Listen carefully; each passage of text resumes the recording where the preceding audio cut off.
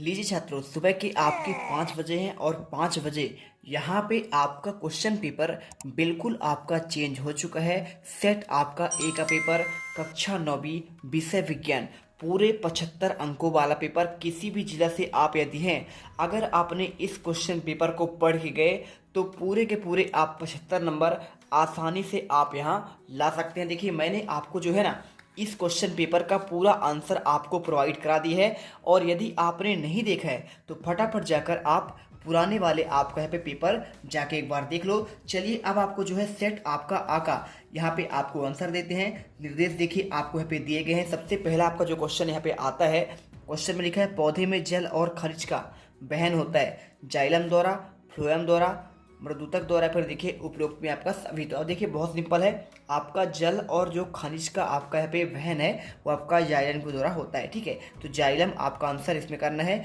Second देखिए question क्या पूछा गया है, रंध्र पाई जाती है पत्ती में, फूल में, पेड़ पर, या फिर देखिए उपरोक्त में से कोई नहीं। तो देखिए आपका जो रंध्र होता है ना, ये आपका पत्ती में पाई जाती है। आंसर आपको जो आ नंबर करना है, तंत्रिका तंत्र की कार्यात्मक इकाई कौन सा है, न्यूरॉन्स है, न्यूट्रॉन, वक्र, या फिर उपरोक्त में सभी। देखिए आपका आंसर यहाँ पे हो जाएगा आपका न्यूरॉन्स हो जाएगा। फटाफट आंसर याद करिएगा। और केंद्रक के आधार पर कोशिका के कितने प्रकार होते हैं, तो देखिए आपको 1, 2, 3, या फिर देखिए आपका यहाँ पे 4। तो देखिए केंद्रक के आधार पर कोशिका के आपके जो प्रकार होते हैं वो आपके होते हैं 2 प्रकार। ठीक है, ये आपका क्वेश्चन हो चुका है। अब चलते हैं आपके देखिए नेक्स्ट क्वेश्चन पर। तो नेक्स्ट आपका जो क्वेश्चन दिया है 5वां, प्रकाश संश्लेषण के लिए किस गैस की आवश्यकता होती है, ऑक्सीजन, कार्बन डाइऑक्साइड, नाइट्रोजन, या फिर देखिए आपका यहाँ पे आर्गन। तो प्रकाश आपका जब संश्लेषण होता है तो यहाँ पे सिंपल तरीके देखिए, उन्हें पेड़ पौधे को क्या चाहिए होता है, CO2 यानी आपका कार्बन डाइऑक्साइड। पृथ्वी पर समय के मापन का आधार क्या है, चंद्रमा की गति, सूर्य की गति, पृथ्वी की गति, या फिर देखिए तारों की गति। तो देखिए सिंपल सा मेरे रसूलो, यहाँ पे आपको आंसर क्या याद करना है, यहाँ पे कर लेना आपको पृथ्वी की आपका देखिए गति, बिल्कुल करेक्ट आंसर होगा।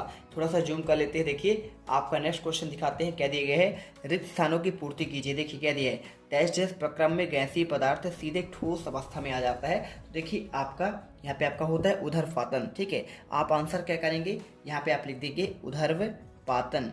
इस प्रकार आप आंसर यहाँ पे करेंगे। ठीक है, अगला देखिए 25 डिग्री सेल्सियस पर जल की भौतिक अवस्था यहाँ पे क्या होता है, देखिए आपका यहाँ पे द्रव अवस्था में होगा। ठीक है, तो द्रव अवस्था में आपका यहाँ पे हो जाएगा।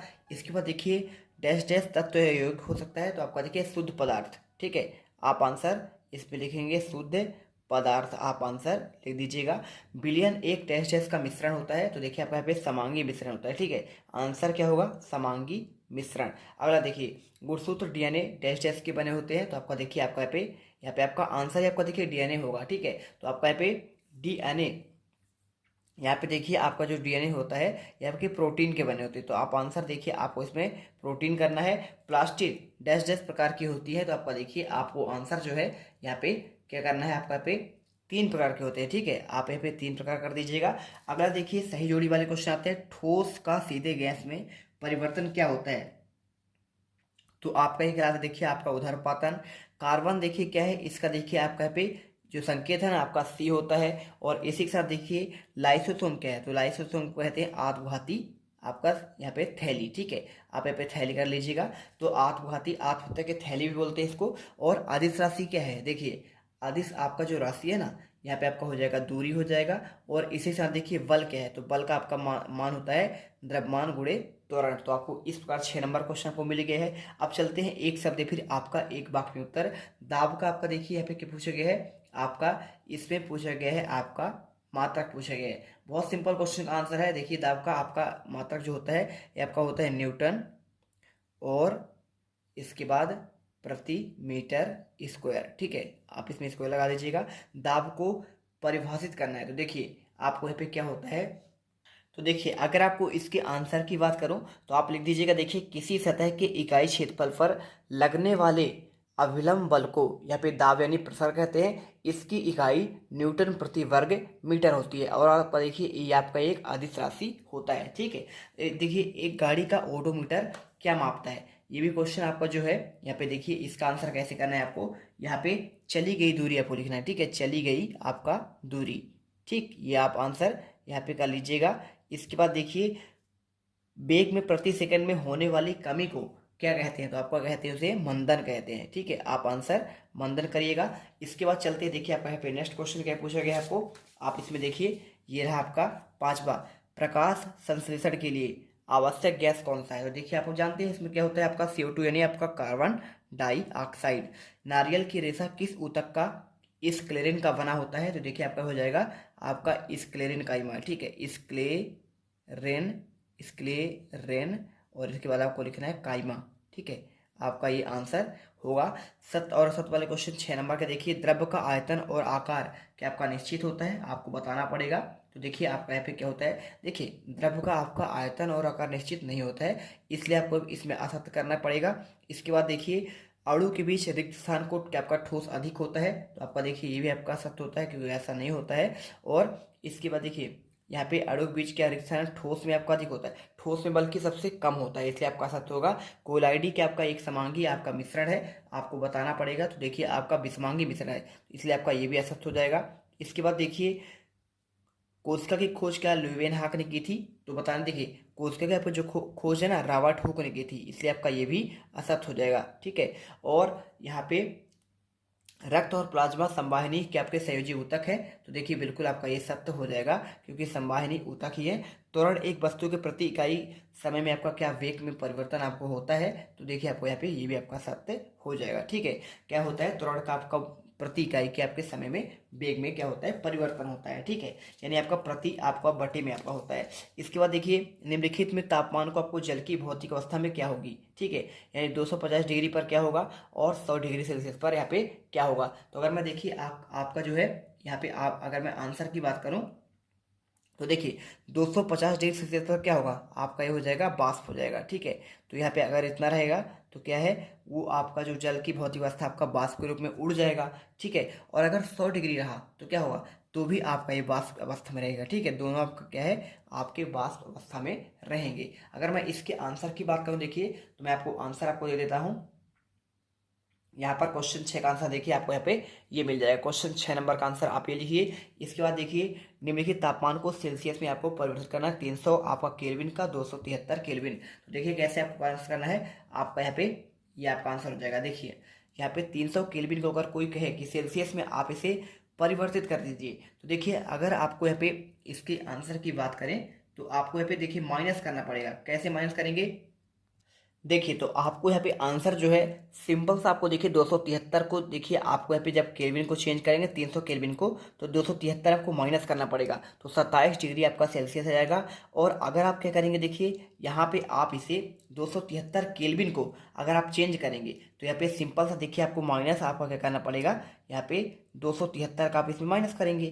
जब 273 का आप इसमें माइनस करेंगे तो यहाँ पे हो जाएगा आपका 0 डिग्री सेल्सियस। ठीक है, और इसका देखिए 273 आप माइनस इसमें कर दीजिए, तो आपका यहाँ पे क्या हो जाएगा, यहाँ पे इसका आपका हो जाएगा 27 डिग्री सेल्सियस। इस प्रकार आंसर करना है आपको। यहाँ पे जो है क्वेश्चन आपका 7वां दिया है, निम्नलिखित में से तापमान को केल्विन की इकाई में परिवर्तित कीजिए। देखिए 25 डिग्री आपका दिया गया है, और इसी के साथ देखिए आपका पे 373 डिग्री सेल्सियस और आपका 100 डिग्री सेल्सियस। अब इसका उल्टा करना है, यानी अब आपको डिग्री सेल्सियस को आपको केल्विन में चेंज करना है। तो कैसे करेंगे, देखिए सबसे पहले आपको यहाँ पे 25 डिग्री की बात कर रहा है, तो 25 डिग्री को आप जब आप यहाँ पे चेंज करेंगे तो क्या करना पड़ेगा, इसमें आपको जो है ना 25 में आपको जोड़ना पड़ेगा क्या, 273। जब आप 273 जोड़ेंगे तो कितना हो जाएगा, 5 3 आपका देखिए आपका इसमें 8 आ जाएगा। और इस प्रकार देखिए आपका 0 ये आपका 208 केल्विन आपका ये होगा। 373 को जब चेंज करेंगे, देखिए तो 373 में आप यहाँ पे चेंज कर देंगे, यहाँ पे सिंपल सा 273, तो ये आपका हो जाएगा 646 आपका केल्विन। और 100 डिग्री सेल्सियस को देखिए आप इसमें 273 आप जब इसमें ऐड करेंगे तो आपका हो जाएगा 373 आपका केल्विन। ये रहा आपका इसका आंसर।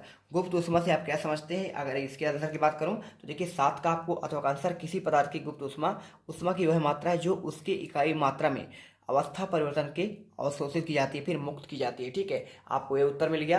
अब इसके बाद देखिए आपको यहाँ पे दिखाता हूँ मैं क्वेश्चन आपका इस 8वें का, वास्तविकरण से आप क्या समझते हैं। देखिए अगर मैं इसके आंसर की बात करूँ तो आपको यहाँ पे मिल जाएगा। देखिए क्वथनांक से कम तापमान पर द्रव के वाष्प में परिवर्तन होने की प्रक्रिया आपका वाष्पीकरण कहलाता है। और 8 का अथवा गलनांक और क्वथनांक में अंतर, तो जिस तापमान पर कोई ठोस पदार्थ पिघलकर द्रव में परिवर्तित हो जाता है वह तापमान उस ठोस का गलनांक कहलाता है। वायुमंडलीय दाब पर वह तापमान देखिए जिस पर कोई द्रव उबलने लगता है, वाष्प में परिवर्तित होने लगता है, उसका क्वथनांक आपका बदल जाता है। क्वेश्चन देखिए 9 नंबर, गर्मियों में मटकी का जल ठंडा क्यों होता है? तो देखिए आपको यहाँ पे आंसर जो है ये लिखना पड़ेगा। मिट्टी के घड़े में अत्यंत छोटे छोटे असंख्य रंध्र होते हैं जिसमें होकर जल वाष्पित होता रहता है, और गर्मियों के दिनों में बाहर अधिक तापमान और कम आर्द्रता होने के कारण घड़े से होने वाले वाष्पीकरण की दर बढ़ जाती है और इस कारण जल अत्यधिक ठंडा रहता है। अथवा का देखिए पेट्रोल या इत्र डालने पर हमारी हथेली ठंडी क्यों हो जाती है? तो आपको यहाँ पे आंसर देखिए लिखना है, एसीटोन, पेट्रोल अथवा इत्र के कण हमारी हथेली पर आसपास से ऊर्जा प्राप्त कर वाष्पीकृत हो जाती है और इस कारण हमारी हथेली अधिक ठंडी हो जाती है। इसके बाद देखते हैं क्वेश्चन आपका देखिए 10वां, गर्मी में हमें सूती कपड़े क्यों पहनना चाहिए? तो देखिए इसका आंसर कैसे करना है, आपको यहाँ पे आंसर लिखना पड़ेगा। गर्मियों में हमें सूती वस्त्र पहनना चाहिए क्योंकि सूती कपड़े में जल का अवशोषण अधिक होता है और इस कारण हमारे शरीर का पसीना इसमें अवशोषित होकर वायुमंडल में आसानी से वाष्पीकृत हो जाता है। ठीक है, आपको ये उत्तर लिखना है। क्वेश्चन देखिए आपका इसके आपका अथवा का देखिए, तो यहाँ पर देखिए आपको जो है इसके अथवा क्वेश्चन आपको ये मिल जाएगा। यहाँ पे आपका पूछा गया है देखिए, जल में रखने पर किशमिश क्यों फूल जाती है? तो देखिए अगर मैं इसके आंसर की बात करूँ तो आपका यहाँ पे ये आंसर मिल जाएगा। हाइपोटोनिक घोल में विलायक की सांद्रता बाहरी माध्यम की तुलना में अधिक आपका यहाँ पे कोशिका के अंदर विलेय आपका बराबर होता है, इसलिए देखिए आपका किशमिश यहाँ पे फूल जाता है। ठीक है, जिसके कारण विलायक पानी कोशिका में प्रवेश करता है और स्फीति आपका बढ़ जाता है। अथवा अब देखिए क्वेश्चन 11वां का आंसर, ठोस, द्रव और गैस में अंतर की बात कर रहा है। तो आयतन देखिए हम इनका क्या होता है, हमेशा निश्चित होता है। इसका भी आपका द्रव का भी निश्चित होता है, गैस का आपका देखिए अनिश्चित होता है। आकार देखिए इस सब का आपका देखिए इसमें आपका निश्चित है, द्रव का आपका अनिश्चित है और आपका देखिए आकार और आयतन दोनों ही अनिश्चित होते हैं। किसमें? आपको गैस में, क्योंकि देखिए यहाँ वहाँ आपका उड़ते रहते हैं। और भार आपका देखिए ठोस में बिल्कुल होता है, इसमें भी होता है और आपका भार तो तीनों में होता है। और इस प्रकार देखिए आपका चौथा पॉइंट भी कर लेना है। अथवा देखिए समांगी और विषमांगी में आपका अंतर, तो देखिए आपको समांगी और विषमांगी में अंतर आपको यहाँ पे मिल जाएगा। प्रत्येक भाग का संगठन एक समान होता है और इसमें आपका भिन्न भिन्न हो सकता है। ठीक है, और इसके बाद देखिए आपका दूसरा विलयन भी कहलाता है और आपका निलंबन तथा कोलाइडी के रूप में आपका कार्य करता है। तो आपको देखिए ये आंसर आपको यहाँ पे लिखना पड़ेगा। क्वेश्चन देखिए आपका 12वां, भौतिक और रासायनिक परिवर्तन के आपको दो उदाहरण आपको पूछा गया है। देखिए भौतिक का आपको मक्खन का आपका एक बर्तन में पिघलना और जल का उबलकर वाष्प बनना। रासायनिक परिवर्तन देखिए लोहे में जंग लगना और आपका लकड़ी और कागज का जलना। तो आपका ये उत्तर हो जाएगा। इसके बाद देखिए आपको यहाँ पे मिश्रण और यौगिक में आपको अंतर पूछा गया है। 12 का आपका अथवा का आंसर आपको यहाँ पे ये मिल जाएगा। देखिए मिश्रण और यौगिक में अंतर, इसमें देखिए आपको ये हो जाएगा पहला पॉइंट और आपका ये रहा दूसरा पॉइंट, आप लिख दीजिए। इसके बाद आपको तीसरा पॉइंट आपका यहाँ पे लिखा है और आपका हो जाएगा चौथा पॉइंट। ठीक है, तो आप इसे करिए फटाफट। और इसके बाद देखिए क्वेश्चन आपका यहाँ पे 13वां क्या दिया है, कुलाडी विलयन के आपके 4 गुण पूछा गया है। तो देखिए आपका पहला गुण ये विषमांगी आपका मिश्रण होता है। कुलाडी में कणों का आकार इतना छोटा होता है कि ये पृथक से आपका देखिए आंखों में नहीं देखे जा सकते। आपको ये तीसरा पॉइंट, चौथा पॉइंट और आपका हो जाएगा आपका 5वां पॉइंट। ठीक है, ये कर लीजिएगा। इसके बाद देखिए क्वेश्चन 13 का आपका अथवा का आंसर, कोश का खोज किसने की और कैसे की? तो देखिए आपको आंसर जो है कोश का खोज देखिए रॉबर्ट हुक ने 1665 में की थी और कार की पतली काट के आपके अध्ययन पर पाया कि अनेक छोटे छोटे प्रकोष्ठ हैं जिनकी संरचना मधुमक्खी के छत्ते जैसे आपका प्रतीत होता है और इन प्रकोष्ठों को कोश का कहा। ठीक है, इसके बाद देखिए 14 नंबर, प्लाज्मा झिल्ली और वर्णनात्मक पारगम झिल्ली क्या है? तो देखिए इसका आंसर आपको यहाँ पे ये मिल जाएगा। ठीक है, तो आप आंसर देख लो क्वेश्चन 14 का आंसर। और इसके बाद देखिए जंतु कोशिका का नामांकित चित्र पूछा गया है। तो आपको यहाँ पे जंतु कोशिका का आपको नामांकित चित्र आपको यहाँ पर देख कर बनाना है। ठीक है, आपको ये उत्तर मिल गया। और इसके बाद देखिए आपको जो है यहाँ पे पादप कोशिका का आपका नामांकित चित्र पूछा गया है। तो आप चाहो तो देखो आपको आंसर जो है, अगर आपको ना दिखे तो यहाँ पर आपको जो है मैं आपको और दिखा देता हूँ। देखिए तो आपको यहाँ पे जंतु कोशिका का नामांकित चित्र आपको ये मिल जाएगा। ठीक है, आप इसे पूरा अच्छे से देख लीजिए और पूरा कर लीजिएगा। ठीक है, और इसी के साथ अगर मैं पादप कोशिका की बात करूं तो आपका देखिए पादप कोशिका का आपको यहाँ पे ये मिल जाएगा। ठीक है, तो इस प्रकार देखिए आपको दोनों का आंसर बेहतरीन तरीके से आप इसका चित्र बनाइएगा और इसे पूरा ऐसा ही कर लीजिएगा। ठीक है, इसके बाद देखिए 15वां हो गया। अब देखिए माइटोकॉन्ड्रिया कोशिका का बिजली का ऊर्जा घर क्यों कहते हैं, ये क्वेश्चन आपसे पूछा गया है। तो अगर मैं देखिए इसके आंसर की बात करूं तो आपको इसका आंसर यहाँ पे आपको ये मिल जाएगा। ठीक है, ध्यान से देखिएगा, आपको यहाँ पे ये मिलेगा। तो देखिए आपको यहाँ पे ये पूरा आंसर आपको दिया है। माइटोकॉन्ड्रिया जीवन के लिए आवश्यक विभिन्न रासायनिक क्रियाओं को करने के लिए माइटोकॉन्ड्रिया एपी के रूप में ऊर्जा प्रदान करते हैं। पूरा आंसर आपको दिया गया है, आप इसे याद कर लीजिए। 16 पर देखिए लाइसोसोम के आपको 2 बार पूछा गया है, तो आपको देखिए इसमें आपका मृत और पुरानी कोशिका तथा कोशिकाओं का पाचन करना और कोशिका में पाए जाने वाले एंजाइम का स्त्रावण और संग्रह करना। ठीक है, रोग की स्थिति में शरीर के पोषण आपको देते हैं। और इसके बाद देखिए अथवा का लाइसोसोम कोशिका की आत्महत्या की थैली क्यों कहा जाता है। तो अगर मैं इसके आंसर की बात करूं, क्वेश्चन देखिए आपका 16 का आपका अथवा का आंसर आपको यहाँ पे ये मिल जाएगा। ठीक है, लाइसोसोम में देखिए बहुत शक्तिशाली पाचनकारी एंजाइम्स होते हैं और कोशिकीय चयापचय में व्यवधान के कारण जब कोशिका क्षतिग्रस्त हो जाती है तो लाइसोसोम फट जाते हैं और एंजाइम अपनी कोशिकाओं को पाचित कर लेते हैं और इस प्रकार देखिए इसे लाइसोसोम को आत्महत्या की थैली भी कहते हैं। ठीक है, चलिए इसके बाद देखिए अर्धसूत्री विभाजन क्या है आपको ये बताना पड़ेगा। तो अगर मैं इसके आंसर की बात करूं तो देखिए आपको यहाँ पे अर्धसूत्री विभाजन के बारे में आपको यहाँ पे ये भी आंसर आपको मिल जाएगा। ठीक है, देखिए मैं आपको दे रहा हूँ, ये रहा आपका, देखिए यहाँ पे आपको मिल जाएगा। ऐसा विभाजन कोशिका जिसमें बनने वाली संतति कोशिकाओं में गुणसूत्रों की संख्या मात्र कोशिकाओं की आधी रह जाती है, अर्धसूत्री विभाजन कहलाता है। और इसके बाद देखिए यहाँ पे जंतु कोशिका और पादप कोशिका में आपको अंतर पूछा गया है, ध्यान से देखिएगा, आपको आंसर जो है यहाँ पे आपको मिल जाएगा। ठीक है, देखिए पादप कोशिका में कोशिका भित्ति होती है, सेलुलोज की बनी होती है, और जंतु कोशिका में आपका कोशिका भित्ति नहीं होती है, ये केवल प्लाज्मा आपका झिल्ली होती है। क्लोरोप्लास्ट आपका इसमें पाया जाता है, उसमें क्लोरोप्लास्ट नहीं पाया जाता है, किसमें, जंतु में। ठीक है, क्योंकि देखिए आपका इस पर प्रकाश संश्लेषण होगा, इसलिए क्लोरोप्लास्ट आपका अनिवार्य है। और राजधानियाँ बड़ी होती हैं, इसमें छोटी होती हैं। और यहाँ पे आपका देखिए पूरा आंसर कर लीजिएगा। और इसके बाद देखिए आपका 18वां क्वेश्चन, रंध्र के क्या कार्य है। तो देखिए आपको रंध्र के कार्य वायुमंडल में गैसों का आदान प्रदान करना, बदपोषण द्वारा पौधे में जल का नियमन करना। अथवा का क्वेश्चन देखिए आपका ये रहा। यहाँ पे आपको जो पूछा गया है इसमें देखिए ऐच्छिक और अनैच्छिक पेशी में आपको अंतर पूछा गया है, ध्यान से देखिएगा यहाँ पे कैसे आंसर करना है इसका। देखिए आपको यहाँ पे ऐच्छिक और अनैच्छिक पेशी का आंसर आपको जो है आपको इसके आधार पर पढ़ना है। कुछ पेशियां हम इच्छा अनुसार गति कर सकते हैं और आपका ये हो जाएगा। देखिए आपका ऐसे पेशी को ऐच्छिक पेशी कहते हैं, जैसे कंकाल पेशियां। अनैच्छिक भी पेशियां जिनकी गति पर हमारा नियंत्रण नहीं होता है, उन्हें कहते हैं अनैच्छिक पेशी। ठीक है, इसके बाद देखिए आपका यहाँ पे क्वेश्चन 19वां आपको दिया गया है। यहाँ पे न्यूरॉन का नामांकित चित्र पूछा गया है। देखिए तो आपका न्यूरॉन्स का ये आपका नामांकित चित्र आपका यहाँ पे देखिए आपको यहाँ पे ये हो जाएगा। ठीक है, तो आपको देखिए इसको आपको न्यूरॉन्स का नामांकित चित्र आपको ये वाला बनाना है, तंत्रिकाक्ष, डेंड्राइट, केंद्रक और आपका कोशिका काय हो जाएगा। और आपका यहाँ पे देखिए आरेखित पेशी का आपका चित्र जो है आपका ये है। ठीक है, तो देखिए आपका यहाँ पे आरेखित पेशी का आंसर आपका 19 का आंसर आपका ये रहा। और देखिए आपका जो है यहाँ पे 20वां तंत्रिका ऊतक क्या है, इसका अगर मैं आंसर की बात करूँ तो आपको आंसर जो है देखिए आपको यहाँ पे ये मिल जाएगा। ठीक है, ये रहा आपका 20 का आंसर। देखिए तंत्रिका कोशिका आपको यहाँ पे तंत्रिका ऊतक हमें पेशियों को गति में सहायता करते हैं। और आपका यहाँ पे पूरा आंसर करिए। और देखिए आपका 20 का आपको जो अथवा है त्वरण की परिभाषा और एसआई पद्धति, देखिए आपको इसका आंसर आपको यहाँ पे मिल जाएगा।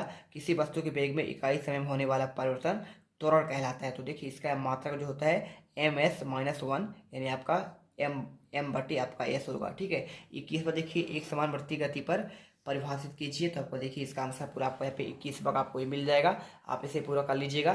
ठीक है, जब कोई गति वृत्तीय रास्ते पर एक समान चाल चलती है उसे कहते हैं आपका एक समान वृत्तीय गति। ठीक है, और देखिए उदाहरण कैसे करना, देखिए आपको यहाँ पे ये लिखा है, चंद्रमा और पृथ्वी गति, पृथ्वी के चारों ओर वृत्तीय कक्षा में घूर्णन करता हुआ एक उपग्रह और वृत्तीय पथ पर नियत चाल में चलता हुआ आपका यहाँ पे साइकिल। ठीक है, और देखिए आपका अदिश और सदिश राशि का उदाहरण परिभाषा सही बताना है। देखिए इसका पूरा आंसर, वे भौतिक राशि है जिन्हें पूर्ण रूप से व्यक्त करने के लिए परिमाण की आवश्यकता होती है, दिशा नहीं होती है। अदिश राशि कहलाती है जैसे द्रव्यमान, आयतन और आपका चाल। सदिश राशि क्या, देखिए वे भौतिक राशि जिन्हें व्यक्त करने के लिए परिमाण और दिशा दोनों की आवश्यकता होती है, जैसे क्षेत्रफल, बल और आपका त्वरण। 22वां देखिए एक समान गति और एक समान असमान गति से क्या समझते हैं। देखिए आपको यहाँ पे मिल जाएगा, एक समान गति समांतर में समान दूर तय करती है, उसे कहते हैं एक समान गति। असमान कोई गतिशील वस्तु जब जो है समान अंतरालों में असमान दूर तय करे उसे कहते हैं आपका असमान गति। इसका देखिए आपका उदाहरण आपको दिया गया है। 22वां देखिए यहाँ पे दूरी और विस्थापन में आपको अंतर बताना है अथवा का। तो ये देखिए आपको दूरी और विस्थापन में अंतर, इसमें आपको पूरा आपको दिया गया है। ये देखिए आपका आदिश राशि है, आपका ये विस्थापन आपका सदिश राशि है। ये आपका हमेशा धनात्मक होता है और ये विस्थापन धनात्मक, ऋणात्मक और आपका शून्य भी हो सकता है। ठीक है, इसका सही मात्रा का मीटर होता है और इसका भी देखिए आपका सही मात्रा आपका मीटर होता है। तो इस बार देखिए कंपोस्ट क्या है, इसके दो उपयोग पूछा गया है। देखिए आपका एक प्रकार की खाद जो जैविक पदार्थों के अपघटन में पुनः चक्रण को प्राप्त करती है, ये जैविक खेती का आपका प्रमुख आपका घटक है। आप आंसर करिए। और इसके बाद देखिए आपका 23 का आपका अथवा क्वेश्चन, अंतरा फसलीकरण क्या है, इसका लाभ बताइए। तो इसका आंसर देखिए आपको क्या करना है। यहाँ पे अंतरा फसलीकरण और फसल चक्र में आपका ये पूरा आंसर आपको दिया गया है, आप इसे आंसर कर लीजिएगा। ठीक है, अगर आपको इसकी पीडीएफ चाहिए जिससे आपको क्लियर दिखे तो इसके लिए आपको इस वीडियो कमेंट बॉक्स पर जाइए, आपको टेलीग्राम का लिंक दिया है, फटाफट ज्वाइन करिए, वहाँ पर आपको यहाँ पे आपका पीडीएफ शेयर कर दिया जाएगा। मिलते हैं नेक्स्ट वीडियो पर। जय हिंद, जय भारत।